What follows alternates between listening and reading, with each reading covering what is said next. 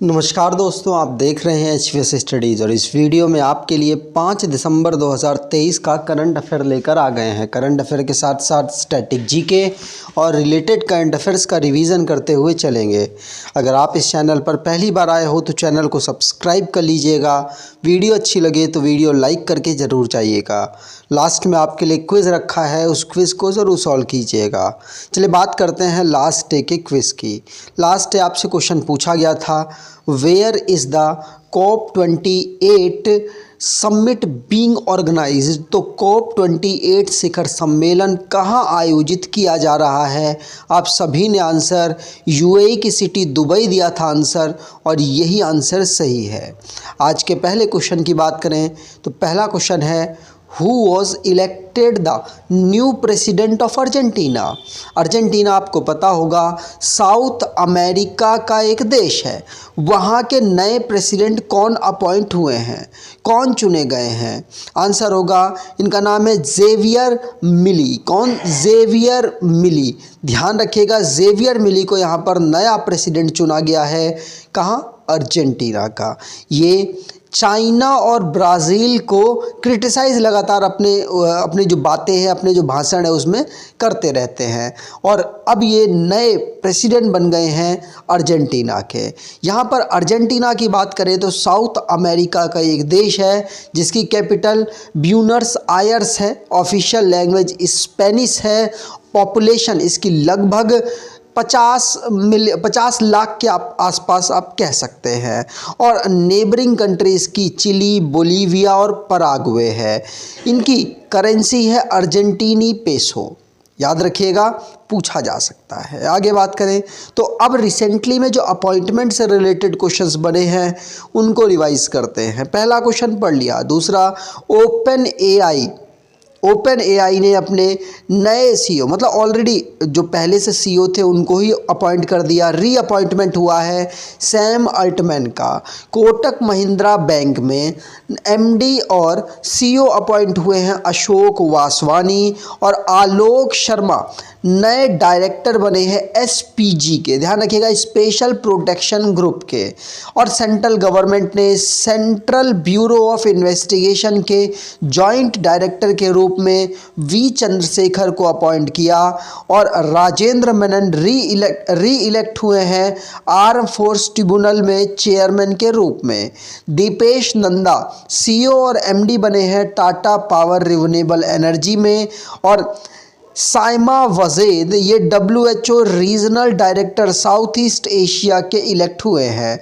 Mahendra Singh Dhoni official brand ambassador बने हैं SBI के, और अमोल मजूमदार ये हेड कोच बने हैं Indian women's cricket national team के। अगला question, ministry of defence signed contract with which organization for upgraded super rapid gun mount and other equipment for around 3000 crore.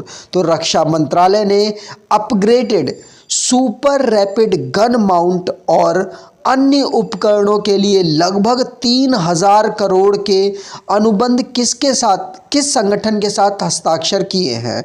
तो ये भारत की महारत्न कंपनी भेल के साथ यहाँ पर ये हस्ताक्षर सेंट्रल जो मिनिस्ट्री है, मिनिस्ट्री ऑफ डिफेंस, उसने किए हैं। राजनाथ सिंह जी इस मिनिस्ट्री को संभाल रहे हैं। और भेल मतलब भारत हैवी इलेक्ट्रिकल्स लिमिटेड, ये 16 upgraded super rapid gun mounts को यहाँ पर प्रोवाइड कराएगा, और साथ साथ दूसरे जो इक्विपमेंट्स हैं, जो एसेसरीज़ हैं इंडियन नेवी के लिए, वो प्रोवाइड ये कराने वाला है। ध्यान रखिएगा, तो भेल के साथ यहाँ पर ये एग्रीमेंट हुआ है। भेल भारत की एक महारत्न कंपनी है। टोटल भारत में इस समय 13 महारत्न कंपनियां हैं, और भेल को 1956 में फाउंड किया गया था। नई दिल्ली में हेडक्वार्टर है इसका, और KS मूर्ति इस समय पर इसके हेड है। डिफेंस से रिलेटेड जो क्वेश्चंस बने हैं उनको रिवाइज करते हैं। पहला क्वेश्चन पढ़ लिया। दूसरा, 14th नंबर का इंडिया और US के बीच में एक्सरसाइज हो रही है जिसका नाम वज्र प्रहार 2023 है। 9th नंबर की जो एक्सरसाइज है मित्र शक्ति 2023 भारत और श्रीलंका के बीच में हो रही है। बोंगो सागर 23 और कॉर्पेट एक्सरसाइज भारत की नेवी और बांग्लादेश की नेवी के बीच में हुई। Surface to surface short range ballistic missile जिसका नाम प्रलय है उसको सक्सेसफुली टेस्ट फायर्ड किया गया DRDO के द्वारा। इंडिया और चाइना की मिलिट्री टॉक लद्दाख में 20वें राउंड की हुई थी। भारतीय एयरफोर्स ने अपना नया फ्लैग यहाँ पर 72 साल बाद चेंज कर दिया। 11th एडिशन इंडिया और बांग्लादेश की संप्रति नाम की एक्सरसाइज हुई जिसको उमरोई मेघालय में ऑर्गेनाइज कराया गया। अगर आप कोई ई बुक परचेज़ करना चाहते हैं तो डिस्क्रिप्शन बॉक्स में लिंक है, वहाँ से आप ई बुक परचेज़ कर सकते हैं। अगला question, which state collaborate with Meta. Meta मतलब यहाँ पर फेसबुक की बात हो रही है, इसका ही नाम चेंज करके अब मेटा कर दिया गया है। To raise awareness among students and educators about online safety and digital citizenship. Online सुरक्षा और डिजिटल नागरिकता के बारे में छात्रों और शिक्षकों के बीच जागरूकता बढ़ाने के लिए किस राज्य में मेटा के साथ सहयोग किया है? तो मेटा के साथ यहाँ पर सहयोग किया है किसने? कर्नाटक ने। तो कर्नाटक अपने स्टूडेंट्स और जो एजुकेटर्स हैं उनको जो सिक्योरिटी से रिलेटेड, ऑनलाइन सिक्योरिटी से रिलेटेड यहाँ पर जो सीख है वो सिखाने के लिए मेटा के साथ कोलैब किया है, जिससे कि अवेयरनेस फैल पाए उनकी और डिजिटल सिटीजनशिप जो कि सेफ्टी से रिलेटेड है ऐसे वो डेवलप हो पाए।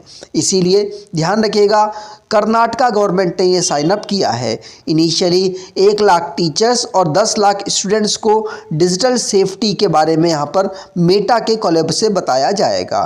आगे बात करें मेटा जो कि पहले फेसबुक के नाम से जानी जाती थी, जिसको 2004-2005 में फाउंड किया गया था। और याद रखिएगा ये इसका हेडक्वार्टर कहाँ है? तो इसका हेडक्वार्टर कैलिफोर्निया में है। इसको मार्क जुकरबर्ग ने फाउंड किया था, जो कि इस समय CEO के रूप में काम कर रहे हैं। लेकिन और भी दूसरे फाउंडर्स हैं जो कि ज़्यादा पूछे नहीं जाते, इसलिए हम उनके बारे में नहीं पढ़ते। कर्नाटका की बात करें तो इसको 1 नवंबर 1956 को फाउंड किया गया। बेंगलुरु है इसकी capital. 31 district governor Thawarchand Gehlot है। चीफ मिनिस्टर सिद्धारमैया है। लेजिस्लेचर बाइकैमरल, जहाँ की काउंसिल में 75 सीट्स, असेंबली में 224 सीट्स, राज्यसभा में 12 और लोकसभा में 28 सीट यहाँ से आती हैं। अगर नेशनल पार्क की बात करें तो Anshi national park, Bandipur national park, Bannerghatta national park, Kudremukh, Nagarhole national park यहाँ के नेशनल पार्क हैं। अगला question, the newly elected president of which country announce the promise of closing the central bank. मतलब सेंट्रल बैंक को क्लोज करने की बात कर रहे हैं वो, और वो US डॉलर को अपनी करेंसी बनाने की बात कर रहे हैं। तो किस देश के नवनिर्वाचित राष्ट्रपति ने केंद्रीय बैंक को बंद करने और अमेरिकी डॉलर को अपनी मुद्रा बनाने के वादे की घोषणा की है? और ये अभी रिसेंटली में अर्जेंटीना में चुनाव हुए, वहीं पर नए प्रेसिडेंट चुन के आए हैं, उनके द्वारा ही ये कहा गया कि हम केंद्रीय बैंक को, सेंट्रल बैंक को बंद करेंगे और अमेरिकी डॉलर को अपनी जो करेंसी पेसो है उससे रिप्लेस कर देंगे। मतलब पेसो की जगह नेशनल करेंसी होगी अमेरिकन डॉलर या US डॉलर। ध्यान रखिएगा ये प्रेसिडेंट कौन है? तो जेवियर मिली, ये इस समय पर यहाँ के प्रेसिडेंट चुने गए हैं। ठीक, आगे बात करें वो क्यों कर रहे हैं? क्योंकि देखिए बहुत ज़्यादा ना इन्फ्लेशन फैल रहा है। 140% यहाँ पर इन्फ्लेशन फैल चुका है और लगातार अर्जेंटीना की कंडीशन ख़राब हो रही है। इसीलिए वो सोच रहे हैं कि बैलेंस करने के लिए मैं ऐसा कर सकता हूँ अकॉर्डिंग टू हिम। अगला question, to whom has the central government given the additional charge of Director General of CRPF? तो केंद्र सरकार ने CRPF के महानिदेशक का अतिरिक्त प्रभार किसे सौंपा है? देखिए अभी रिसेंटली में जो अनीश दयाल सिंह हैं, इनको CRPF का नया मतलब अतिरिक्त प्रभार दे दिया गया है। ये क्या है, तो ये ऑलरेडी डायरेक्टर जनरल है आईटीबीपी में, इंडो तिब्बतन बॉर्डर पुलिस में ऑलरेडी ये डीजी के पद पर काम कर रहे हैं और अब ये सीआरपीएफ के भी एडिशनल चार्ज को, डीजी के एडिशनल चार्ज को संभालेंगे। ऐसा क्यों हुआ, क्योंकि सीआरपीएफ के जो डीजी थे एसएल थाउसेन ये रिटायर हो गए 30 नवंबर को, इसीलिए अतिरिक्त प्रभार इनको दे दिया गया है। अगर सीआरपीएफ की बात करें तो इसकी मोटो सेवा और निष्ठा है, सर्विस एंड लॉयल्टी। इसको फॉर्म किया गया था 1939 में, 1939 यहाँ 9 रह गया और 1939 में इसे फाउंड किया गया। मिनिस्ट्री ऑफ होम अफेयर्स के अंतर्गत ही आता है, मतलब होम मिनिस्ट्री के अंतर्गत ही आती है। हेडक्वार्टर इसका नई दिल्ली में है। आईटीबीपी का मोटो है शौर्य, दृढ़ता, कर्मनिष्ठा और इसको फाउंड किया गया था 1962 में नई दिल्ली में हेडक्वार्टर और होम मिनिस्ट्री के अंतर्गत भी आती है। अगला question, UP government gave free travel facility in buses to women of which age group. तो यूपी सरकार ने किस आयु वर्ग की महिलाओं को बस में मुफ्त यात्रा की सुविधा दी है। आंसर होगा ये 60 साल से ज़्यादा की जो उम्र की महिलाएं हैं उनको यहाँ पर अलाउ किया है उत्तर प्रदेश सरकार ने कि अब वो बस में, जो स्टेट की रोडवेज बसेज हैं उनमें वो फ्री ट्रैवल कर सकते हैं। तो ध्यान रखिएगा, मोर देन 60 ईयर जो पर्सन्स होंगे, जो उत्तर प्रदेश के नागरिक होंगे, उनको यहाँ पर ट्रैवल मुफ्त किया जाएगा, ध्यान रखिएगा। अगला question, who became the first airport woman firefighter in the country to operate a crash fire tender। तो क्रैश फायर टेंडर संचालित करने वाली देश की पहली हवाई अड्डा महिला फायर फाइटर कौन बनी है। आंसर होगा इनका नाम है दिशा नायक। कौन? दिशा नायक, जो कि अब ऑपरेट करेंगे और पहली हवाई अड्डा महिला फाइटर पायलट बनी है देश की। ध्यान रखिएगा, ये क्रैश फायर टेंडर संचालित करेंगी। यहाँ पर आप दिशा नायक को देख सकते हैं, याद रखिएगा, पूछा जा सकता है इनका नाम। और आपको याद रखना है पहली फीमेल फायर फाइटर कौन? दिशा नायक बनी, जो कि गोवा में बनी है। और अगर पहली मुस्लिम फीमेल फाइटर पायलट बात करें तो सानिया मिर्जा है, उत्तर प्रदेश से ये बनी थी। ध्यान रखिएगा, गोवा की बात करें तो कैपिटल इसकी पणजी है, सीएम प्रमोद सावंत हैं, गवर्नर पीएस श्रीधरन पिल्लई हैं। अगला question, which West Indies cricket country refuse to host the ICC T20 world cup 2024। तो वेस्ट इंडीज के किस देश ने आईसीसी T20 विश्व कप 2024 की मेजबानी करने से इनकार कर दिया है। आंसर होगा ये डोमिनिका, वेस्ट इंडीज़ में अवेलेबल एक कंट्री है डोमिनिका, उसने यहाँ पर डिक्लाइनिंग होस्टिंग रीज़न दिया है कि जो डिक्लाइन काफ़ी किया जा रहा है उनके प्लेसेस को, इसीलिए उन्होंने इसको होस्ट करने से मना कर दिया। ये अकॉर्डिंग टू जो हिंदू न्यूज़पेपर है उसमें बताया गया। तो अमेरिका का एक देश है जिसने क्रिकेट टूर्नामेंट पहली बार हो रहा था लेकिन अब उसने यहाँ पर मना कर दिया है। आईसीसी T20 वर्ल्ड कप, ध्यान रखिएगा ये टूर्नामेंट 4 जून 2024 में ऑर्गेनाइज होना है, 20 टीम इसमें पार्टिसिपेट करेंगी। अब यहाँ पर वेस्ट इंडीज़ में होना था, लेकिन वेस्ट इंडीज़ के कंट्री में होना था लेकिन वहाँ पर इसने मना कर दिया। ठीक, आगे बात करें, Dominica Caribbean region North America का एक आइलैंड नेशन है और इसने अभी रिसेंटली में मना किया है। अगला question, which institution constituted a task force to examine the impact of Digital Personal Data Protection Act on insurance sector. तो बीमा क्षेत्र पर डिजिटल व्यक्तिगत डेटा संरक्षण अधिनियम के प्रभाव की जांच के लिए किस संस्था ने एक कार्यबल का गठन किया है। आंसर होगा ये इरेडा ने किया है। किसने?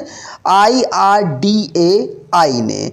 ये digital personal data protection act and insurance industry पर लगाम लगाने के लिए ऐसा किया है। क्योंकि जैसे मान लीजिए आप कोई भी अगर आपको इंश्योरेंस लेना है तो आप जब डेटा डाल देते हैं तो लगातार फॉलोअप होता है और हर कंपनी आप पे फॉलोअप कर रही होती है। तो इसका मतलब ऐसा होता होगा कि इंटरनली आपका डेटा सभी कंपनियों पर पहुंचा दिया जाता होगा आपके बगैर परमिशन के। तो इसीलिए यहाँ पर जो इरेडा है, insurance regulatory and development authority of India, ये digital personal data protection act के माध्यम से इंश्योरेंस सेक्टर में एग्जामिन करने के लिए एक टास्क फोर्स बना रही है कि क्या क्या इनमें हम रेगुलेट कर सकते हैं जिससे कि लोगों को डेटा का मिसयूज ना हो पाए।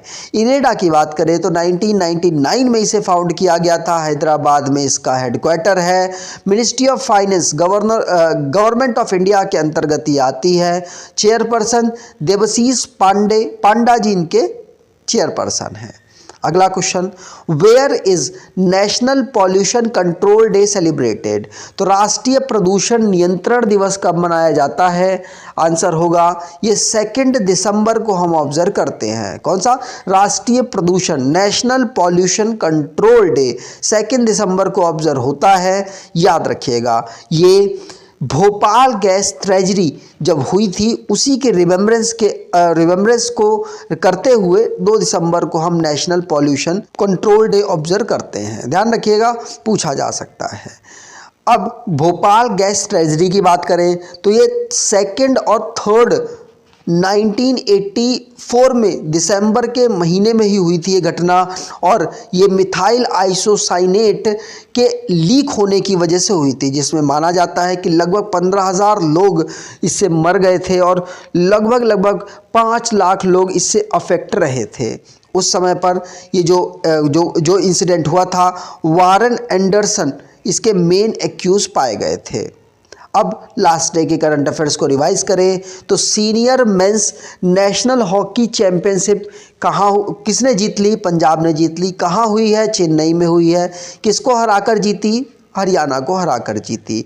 गजराज सुरक्षा, ये इंडियन रेलवे ने जो एलिफेंट्स हैं उनकी वजह से जो एक्सीडेंट होते हैं ट्रैक पर, वो जो आ जाते हैं, उनसे रिलेटेड टेक्नोलॉजी डेवलप की गई है जिससे कि गजराज जो हाथी हैं, जो एलिफेंट्स हैं, उनको वहाँ पर आने पर सेंस हो सके, पता चल सके कि ऐसा हुआ है और कोशिश की जाएगी कि उनको ना आने दिया जाए। इसलिए गजराज सुरक्षा के माध्यम से एक टेक्नोलॉजी डेवलप की गई है जिससे कि जो एक्सीडेंट्स हैं हाथी और ट्रेन्स के वो ना हो पाए।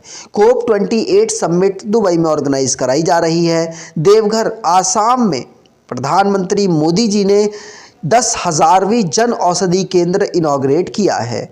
नागालैंड में हॉर्नबिल फेस्टिवल ऑर्गेनाइज कराया गया। नई दिल्ली में India international trade fair organise कराया गया। नेपाल पहली साउथ एशियन कंट्री बनी है जिसने रजिस्टर किया है गे मैरिज को, और 24,104 करोड़ रुपए यूनियन कैबिनेट ने अप्रूव कर दिए हैं PMPVTG डेवलपमेंट मिशन के लिए। COP28 जिसमें इस ग्लोबल स्टॉक टेक जो पहली बार यहाँ पर कंडक्ट किया गया है। और रेड प्लैनेट डे हम कब ऑब्जर्व करते हैं? तो 28 नवंबर को हम रेड प्लैनेट डे के रूप में ऑब्जर्व करते हैं। आज के क्विज की बात करें, the newly elected president of which country announced the promise of closing the central bank and making the US dollar it's currency? तो कमेंट बॉक्स में बताइएगा कि किस देश के राष्ट्रपति हैं जो कि अपने यहाँ के केंद्रीय बैंक को बंद करने की बात कर रहे हैं और अमेरिकी डॉलर को अपनी मुद्रा बनाने की घोषणा कर रहे हैं। उनका नाम भी बताइएगा जो प्रेसिडेंट हैं। अगर आपको ये वीडियो अच्छी लगी है तो आपसे अनुरोध करूँगा वीडियो को लाइक कर दीजिएगा, चैनल को सब्सक्राइब कर लीजिएगा और एटलीस्ट अपने कुछ दोस्तों तक वीडियो को शेयर ज़रूर कीजिएगा। धन्यवाद।